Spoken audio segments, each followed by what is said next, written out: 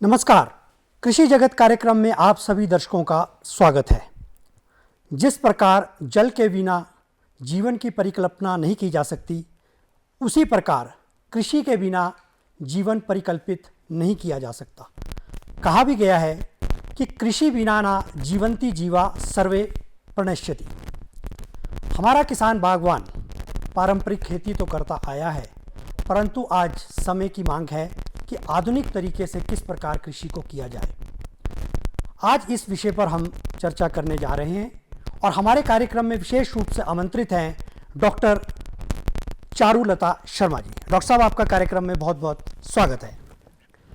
दर्शकों, हम आपको डॉक्टर साहब से रूबरू करा देते हैं। डॉक्टर साहब Indian institute of wheat and barley regional office Shimla में वैज्ञानिक के पद पर कार्यरत है और आज के विषय पर हम इनसे भरसक जानकारी आपको दिलाने का प्रयास करेंगे। हम इनसे जानना चाहेंगे कि आज परंपरागत खेती को छोड़कर आधुनिक तरीके से किस प्रकार कृषि को किया जा सकता है। तो डॉक्टर साहब, सबसे पहले तो मैं आपसे जानना चाहूँगा कि आधुनिक कृषि से क्या अभिप्राय है। मेरे किसान भाइयों को नमस्कार। और आपने यह बहुत ही अच्छा प्रश्न किया है और जैसा कि आपने बताया भी कि परंपरागत तरीके से हम कृषि करते आ रहे हैं। कृषि सबसे जो पुराना व्यवसाय मैं कहूँगी वह है जी।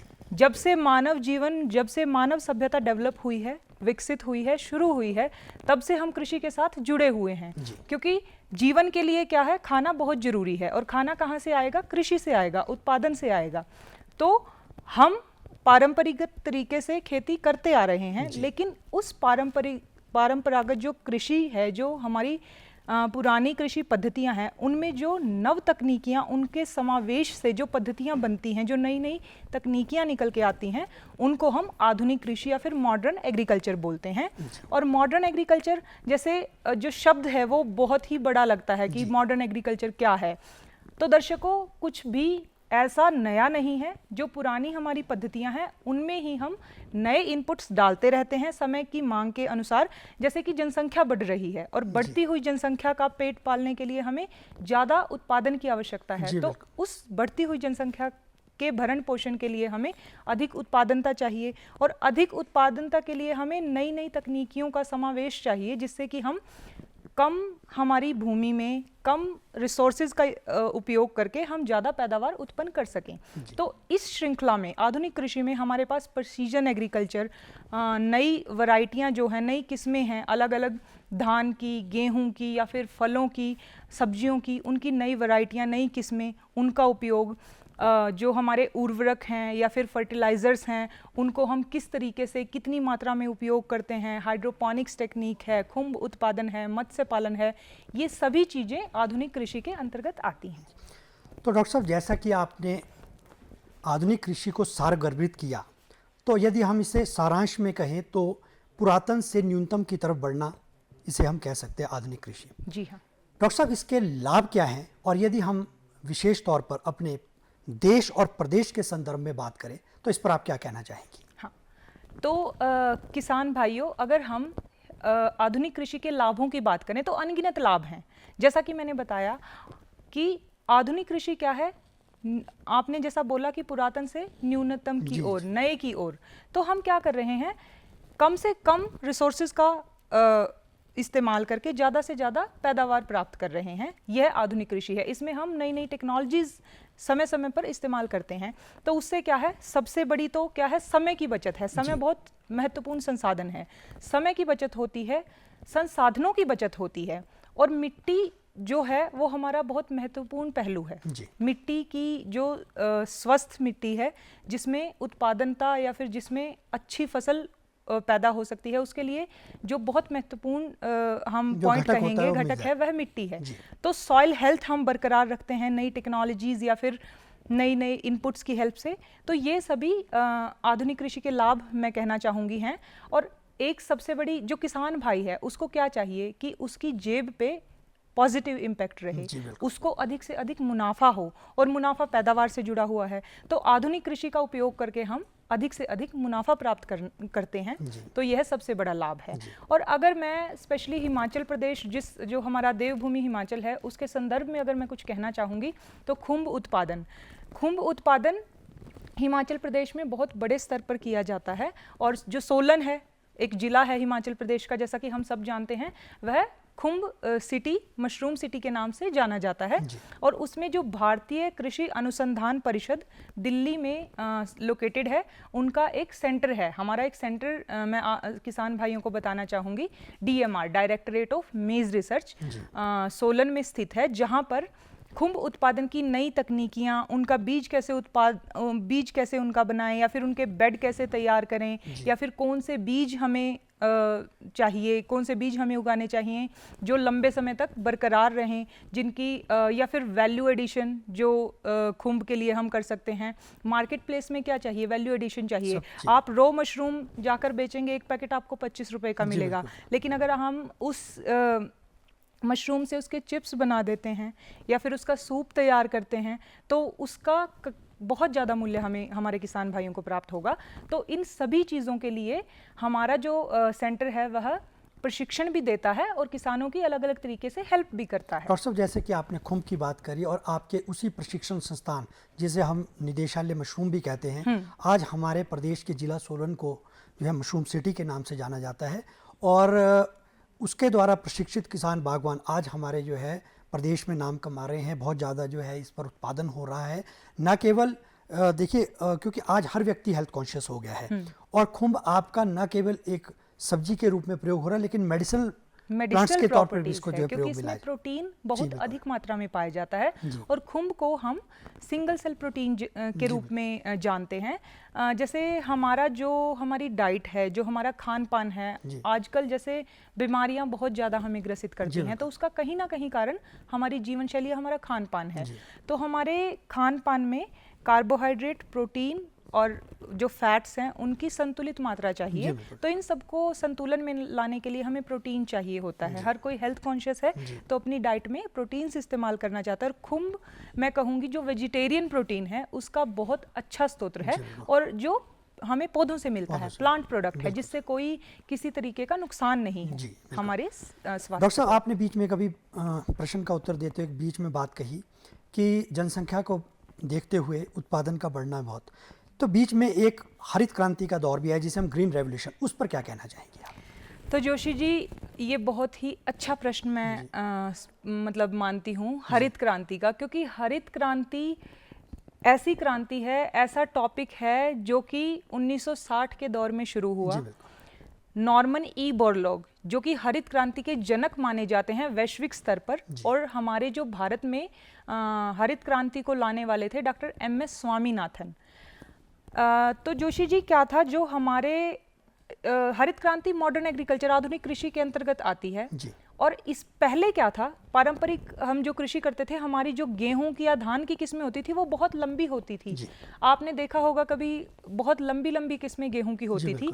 अब एक हार्वेस्ट इंडेक्स होता है कि जो तना है, जो बीज है, या फिर जो जड़ है, उनका एक अनुपात होता है। हर चीज का संतुलन होता है। अगर जैसे हमने बीज डाला मिट्टी में, अब बीज से तना बना, तो सारी शक्ति अगर तने में चली गई तो बीज कम बनेगा, ऊपर जो सीड्स हैं वो कम बनेंगे। लेकिन अगर तना छोटा कर दिया जाए तो ऊपर बीज ज़्यादा आएंगे। तो ये एक कॉन्सेप्ट था। और जो डॉक्टर नॉर्मन ई बोरलॉग थे, उन्होंने मेक्सिको में अपना काम शुरू किया। मेक्सिको का और जो भारत का है, जो सॉइल या फिर एनवायरमेंटल कंडीशंस हैं, वो लगभग सिमिलर थी। उन्होंने यह पाया हमारा जो भारत में आज़ादी के बाद हम खुद खाद्यान्न के लिए सक्षम नहीं थे। हमारी जो अपनी जनसंख्या थी, हम उसका भी पेट नहीं पाल सकते थे। तो हमने बोरलॉग साहब से सहायता ली, MS स्वामीनाथन साहब ने। तो उन्होंने क्या किया, जो मैक्सिकन वैरायटीज़ थी वो बोनी वैरायटीज़ थी। तो उन बोनी वैरायटीज को, जो कि पैदावार अधिक देती थी, अपनी जो हमारी भारत की गेहूं की किस्में हैं, जो बहुत लंबी थी लेकिन भारत की बीमारियों के लिए प्रतिरोधकता थी उनमें, उनसे संकरण करवाया, उनसे ब्रीडिंग कराई, और कुछ ऐसे नई वैरायटीज तैयार की जो कि पैदावार अधिक देती थी, और जो हमारी भारतीय जो बीमारियां लगती हैं भारत में, क्योंकि बीमारियां जो है ना वो अलग अलग एनवायरनमेंट के हिसाब से रहती हैं। जो मेक्सिको में पौधों को बीमारी लगेगी वो अलग रहेगी, यहाँ रहेगी वो अलग लगेगी। तो उनसे हमारी भौगोलिक परिस्थितियां और जो हमारी क्लाइमेटिक कंडीशंस वो डिफरेंट होती हैं। हाँ जी, बिल्कुल। तो उनका क्रॉस करवा के बोनी वैरायटियाँ तैयार की, बोनी किस्में तैयार की, जिसमें शुरू में 3 किस्में आई थी, जो कि सोनालिका, शरबती सोनोरा, और जो ये 3 किस्में थी वो सोनोरा 64 के साथ क्रॉसिंग कराई थी अपनी भारतीय किस्मों की, और फिर 3 किस्में तैयार की थी जिनका बहुत अच्छा परफॉर्मेंस रहा। और तब से लेके अब तक आप जान सकते हैं कि हम वैश्विक स्तर पर गेहूं का एक्सपोर्ट करते हैं, और हमारा गेहूं बेस्ट गेहूं माना जाता है। और तब हमारा जो 1 एकड़ में प्रति एकड़ हमारी 8 क्विंटल की पैदावार थी, और आज के दिन में 30 क्विंटल की पैदावार हमारे किसान भाई प्राप्त कर रहे हैं, जो हमारे लिए, हम भारतीय गेहूं जो संस्थान के वैज्ञानिक हैं, गर्व की बात है।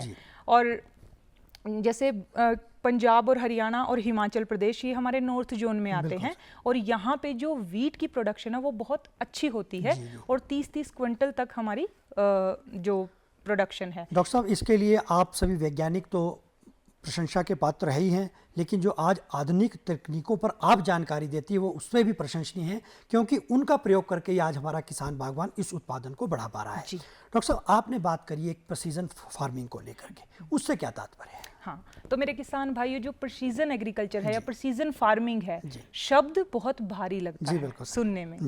हाँ, तो इस मुद्दे पर तो मैं बहुत खुल के बात करना चाहती हूँ किसी दिन कि प्रिसीजन फार्मिंग क्या है, लेकिन मैं बहुत आसान भाषा में अगर कहूँ, बहुत आसानी से मेरे किसान भाइयों को समझाना चाहूँ, तो प्रिसीजन एग्रीकल्चर क्या है कि जितना हमें जरूरत है, जितना हमारे पौधे को जरूरत है पानी की, उर्वरक की, उतनी ही हम दें, और उससे हम मैक्सिमम प्रोडक्शन लें।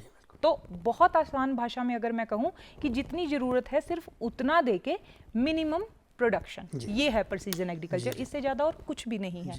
अब प्रिसीजन एग्रीकल्चर में हम क्या करते हैं, जैसे हम अलग अलग टेक्नोलॉजी से, जैसे ड्रोन से या फिर सेंसर से, हम अपने फील्ड में सेंसर्स लगाते हैं, हम ड्रोन का उपयोग करते हैं, उससे हम हमारी जो मिट्टी है उसका बहुत एक्यूरेसी से एनालिसिस करते हैं। जैसे पहले क्या होता था, पारंपरिक जो हमारा तरीका होता था सॉइल एनालिसिस का, हम 1 एकड़ में 4 कोनों से मिट्टी लेते थे और एक सेंटर से मिट्टी उठाते थे, उस मिट्टी को मिलाते थे और उसका एनालिसिस करते थे कि इसमें कितना नाइट्रोजन है, कितना थंब रूल बन चुका था। थंब रूल बन चुका था, हाँ जी, कितना हमारा उसमें फास्फोरस है, कितना सोडियम है, कितना सल्फेट है, और कितना पौधे को चाहिए, उस हिसाब से हम सारे खेत में रिकमेंडेड डोज के हिसाब से छिड़काव करते थे। लेकिन ऐसा नहीं है।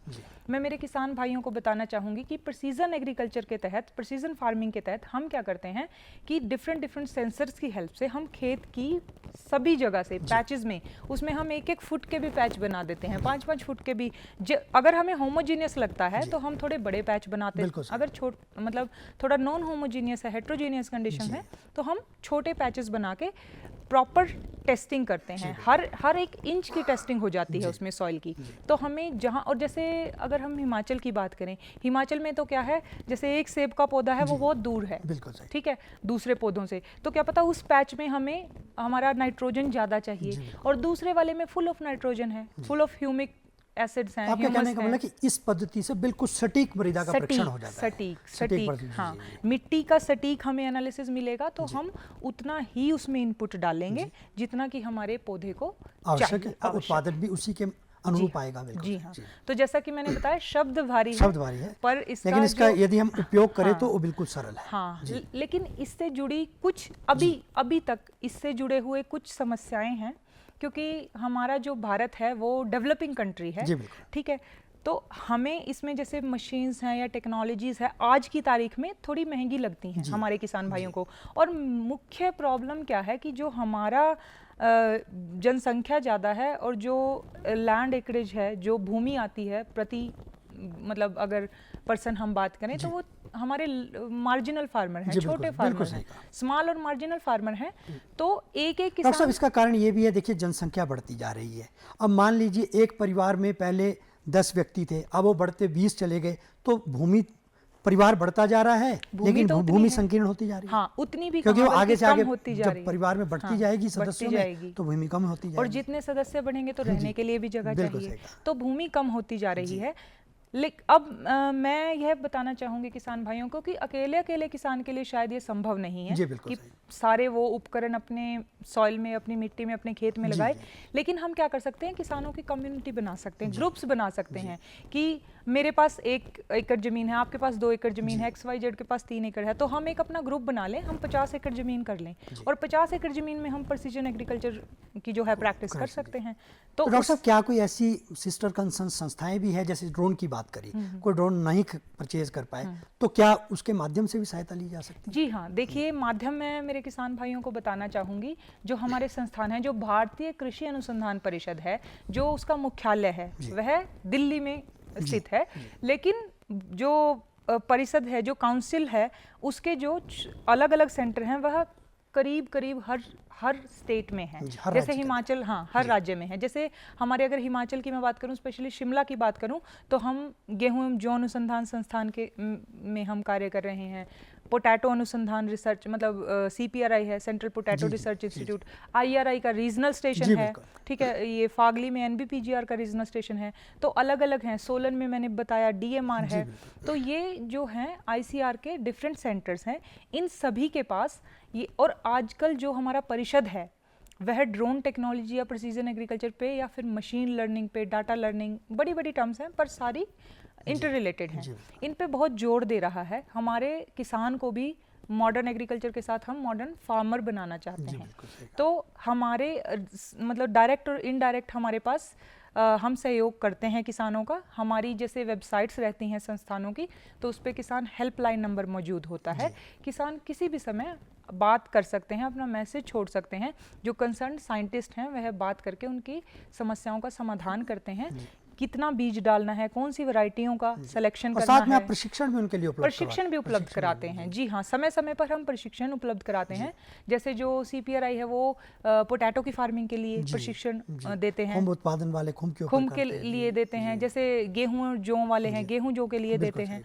तो इसी तरीके से करीब करीब हर फसल के लिए हमारे यहाँ पे नौनी में जो यूनिवर्सिटी है, YSR परमार यूनिवर्सिटी है, वह जो हमारी हॉर्टिकल्चर क्रॉप्स हैं, जैसे कि हिमाचल है, सेब की यहाँ पे सेब के ज़्यादा फार्मर्स हैं, वहाँ के वैज्ञानिकों द्वारा उनके लिए प्रशिक्षण या उनके लिए कौन सी वैरायटीज वो उपलब्ध कराते हैं। डॉक्टर साहब, अब बात करते हैं हम सस्टेनेबल फार्मिंग को लेकर के, जिसे हम जो है एक सतत पद्धति भी कहते हैं, इस पर क्या कहना चाहिए? हाँ, तो किसान भाइयों में जो सस्टेनेबल एग्रीकल्चर है वह क्या है कि हमें प्रोडक्शन मिले पर वो लगातार मिलती रहे, पीढ़ी दर पीढ़ी परंपराएं चलती रहें, कंटिन्यूटी बनी रहे, वह है। अब अगर हम बहुत ज़्यादा प्रोडक्शन के लेने के लिए हमारे रिसोर्सेज का दोहन करेंगे तो एक समय पर ख़त्म हो जाएगी चीज़ें।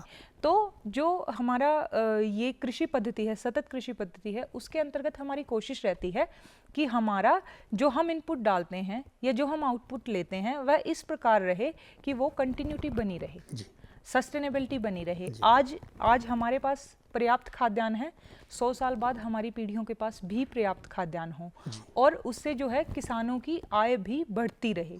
क्योंकि अब जैसे हम कोई सरकारी नौकरी में है या कोई अपना प्राइवेट काम कर रहा है, महंगाई है दिन पर दिन बढ़ रही है, तो उस हिसाब से लोगों का व्यवसाय भी पनपता है। तो कृषि क्या है, जैसा कि मैंने बताया, सबसे पुराना व्यवसाय है, इसका पनपना, फलना फूलना तो बहुत जरूरी है।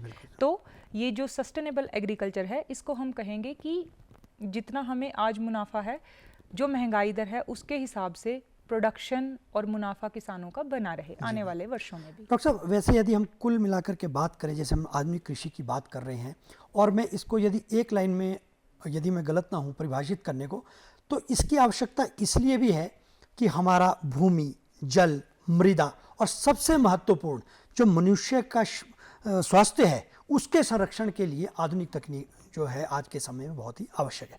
डॉक्टर साहब, अब वर्टिकल पद्धति, वर्टिकल फार्मिंग, इस पर क्या कहना चाहिए? हाँ, तो किसान भाइयों क्योंकि भूमि कम होती जा रही है, हाँ जी, तो इसके साथ साथ इस पद्धति पर आप क्या कहना चाहिए? हाँ जी, मैं बिल्कुल मेरे किसान भाइयों का ध्यान आकर्षित करना चाहूँगी जो वर्टिकल फार्मिंग है। आप ये लगा के चलिए कि मेरे पास इतनी भूमि है, इतनी भूमि पर मैं एक मेरे पास डेफिनेट स्पेस हो जाता है कि मैं इसमें 10 प्लांट लगा सकती हूँ या 50 प्लांट लगा सकती हूँ, फॉर एग्जांपल आप लगा के चलिए। अब मैंने क्या किया, इस भूमि पर, क्योंकि जो डायमेंशन है ये 2 डायमेंशन है, बिल्कुल। अब मैंने इसको क्या किया, 3 डायमेंशन बनाया। मैंने इस पे दीवारें खड़ी कर दी, सपोर्ट खड़ी कर दी, मतलब एक ऐसा स्ट्रक्चर डेवलप कर दिया कि इतनी भूमि पर मैंने ऐसे सांचे तैयार कर दिए। अब उन सांचों पर मैंने अलग अलग, जैसे मैंने एक दीवारों पर खेती करनी शुरू कर दी। मैंने घर बनाया, उसकी 4 दीवारें हैं, उसके बाहर मैंने पौधे लगा दिए जो मेरी डेली नीड की चीज़ें हैं, जो मुझे फल सब्जियां, अब जैसे खीरा है, टमाटर है, हरी मिर्च ये है, हमारे रोजमर्रा में हमारे काम आने वाली ये ऐसी सब्जियां हैं, सलाद हैं जो हमें रोज चाहिए, दिन में 2-2 बार चाहिए। तो उसको क्या, और ये ऐसी चीज़ें हैं जो बहुत जल्दी, जिनका प्रोडक्शन टाइम 1 महीना, 10 दिन, 20 दिन ऐसे रहता है। तो उसको क्या है, हम ऐसे वर्टिकली हम उनको मतलब स्ट्रक्चर्स डेवलप करते हैं और उस पे हम उनको उगाते हैं। तो इसको हम वर्टिकल फार्मिंग बोलते हैं। जी। तो डॉक्टर साहब, ये क्या सभी जगह संभव है जहाँ पे भी हमारा किसान बागवानी खेती को करना चाहे वर्टिकल? जी हाँ, बिल्कुल संभव है। आप अपने घर की छत पे कर सकते हैं और लोग कर रहे हैं। आजकल बड़ा सोशल मीडिया का जमाना है, तो आप बहुत सारे ऐसे, आप सोशल मीडिया पे ऐसी बहुत सारी आपको क्लिप्स मिलेंगी कि लोग अपने घर की छत पे भी ऐसे स्ट्रक्चर तैयार करके, और जो ये रोजमर्रा की जो चीज़ें हैं उनको तो वहाँ पे उगा रहे हैं। तो हम लार्ज स्केल पे तो हमें और आसान हो जाता है, क्योंकि वहाँ क्या है, वहाँ तो हम थोड़ी चीज़ें लगाते हैं। डॉक्टर साहब, जैसे हम प्रदेश के संदर्भ में बात करें, यहाँ की भौगोलिक परिस्थितियाँ भिन्न है, कहीं समतल क्षेत्र, कहीं मध्यम पर्वतीय, कहीं ऊंचाई, तो सभी जगह क्या इस पद्धति का प्रयोग किया जा सकता है? देखिए, सभी जगह अभी मैं कहना चाहूँगी कि जैसे जो हमारे सेब की फार्मिंग है, उसके लिए यह संभव नहीं है आज की तारीख में। अगर मैं आज के संदर्भ में मैं बात करूं, क्योंकि जो सेब का जो पौधा है वो बहुत बड़ा पौधा रहता है, जड़ें जिसकी बहुत गहराई तक जाएंगी, और उस मैंने आपको शुरू में बताया कि जो रोजमर्रा की चीजें हैं, जो जैसे जो वो मतलब कहने का आपका वो सभी भौगोलिक परिस्थितियों में हो सकता है, जो हाँ जी, वो हो सकता है, लेकिन जो ये हमारी फॉरेस्ट्री क्रॉप्स हैं, इसके लिए तो हॉर्टिकल्चर क्रॉप्स हैं, इनके लिए थोड़ी क्या, क्योंकि इनका क्या है ना, बेस बहुत जो रूट सिस्टम है इन पौधों का वो बहुत स्ट्रांग होता है, और एक बार इनकी रूट डेवलप हो जाए तो बार बार ये उसी पे मतलब अपना फल देते हैं। तो ये शायद इन चीज़ों के लिए संभव नहीं है। बाकी खीरा, टमाटर, शिमला मिर्च, जो छोटे पौधे हैं जिनकी 2 महीने 3 महीने में फसल आ जाती है, उनके लिए संभव है। और ये कैश क्रॉप रहती हैं, पेरिशेबल रहती हैं, क्योंकि बहुत टाइम तक हम स्टोर नहीं कर सकते। सेब तो आज उगा के पूरे साल भी स्टोर किया जा सकता है, लेकिन इसको हम बहुत लंबे समय तक स्टोर नहीं कर सकते, और जो स्टोरेज का खर्चा है वो ज़्यादा हो सकता है एज कम्पेयर टू अब हम इनको वर्टिकली ऐसे उगा लें। जी। डॉक्टर साहब, हाइड्रोपोनिक्स के बारे में क्या कहना चाहेंगी? जी, तो मैं समझता हूँ आधुनिक तकनीक में वो सबसे महत्वपूर्ण घटक है। हाँ, आधुनिक तकनीक के अंतर्गत अगर मैं बताऊं, जो हाइड्रोपोनिक्स है वो एक उभरती हुई टेक्नोलॉजी है। हाइड्रोपोनिक्स का मतलब, हाइड्रो का क्या मतलब है? पानी। बिल्कुल सही। ठीक है, तो हाइड्रोपोनिक्स क्या है? पानी में कल्चरिंग। ठीक है, आज तक हम क्या देखते आए हैं कि बीज को हम मिट्टी में डालेंगे वह तभी उगेगा, लेकिन ऐसा नहीं है। बीज को मिट्टी नहीं चाहिए उगने के लिए, बीज को तो पोषक तत्व चाहिए। अब मैं आपको बहुत सरल उदाहरण देती हूँ। हम अपने जीवन के लिए खाना खाते हैं, सॉलिड फूड लेते हैं, लेकिन हम ग्लूकोज पे भी जिंदा रह सकते हैं, हम लिक्विड डाइट पे भी जिंदा रह सकते हैं। तो पौधों को लिक्विड डाइट देना, तो आपके कहने का मतलब है कि ठोस पदार्थ ना होकर लिक्विड से भी जो है हम पौधों को दे करके उसकी जो है पैदावार को लिया जा सकता है। डॉक्टर चारुलता शर्मा, आप हमारे कार्यक्रम में आई, इतनी महत्वपूर्ण जानकारी आपने आज आधुनिक कृषि को किस प्रकार जो हम आधुनिक तरीके से कर सकते हैं इस विषय पर बताया। इसके लिए आपका बहुत बहुत धन्यवाद। तो दर्शकों, हमें दीजिए अनुमति। नमस्कार।